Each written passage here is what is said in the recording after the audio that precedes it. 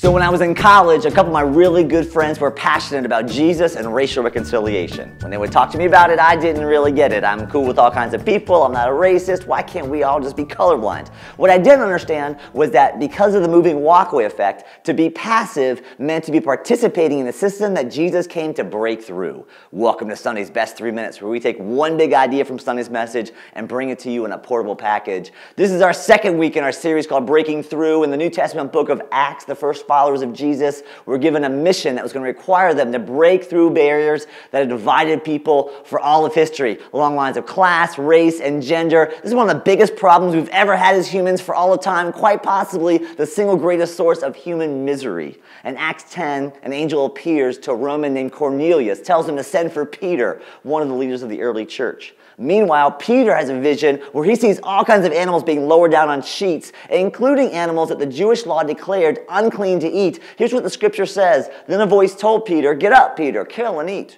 "Surely not, Lord," Peter replied. "I've never eaten anything impure or unclean."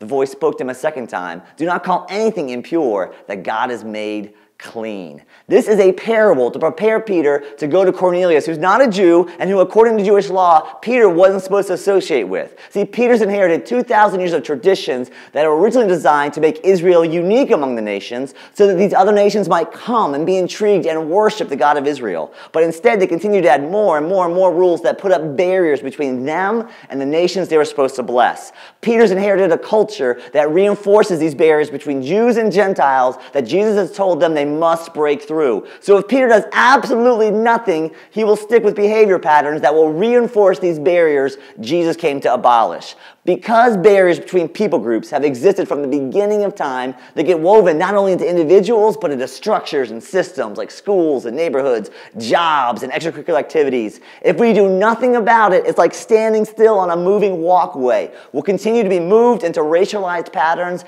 that will continue to participate in a broken system Jesus calls his people to help abolish. The only way we break through the barriers Jesus calls us to break through is if we intentionally step off one or two of those moving walkways and intentionally go in the opposite direction. That's exactly what Peter does in Acts 10. It's what Jesus calls his followers to do, as we are to be people who cross barriers of race, class, and culture. This week, 2 questions for you. 1, what moving walkways are you on? All of us are on multiples of them that would tend to separate us along lines of race and class. Maybe we can't step off of all of them at once, but question 2, is there one moving walkway God might be calling you to step off of in order to participate in his mission to reconcile all people? Spend some time praying and thinking about these questions, and thanks so much for joining us this week on Sunday's Best 3 Minutes.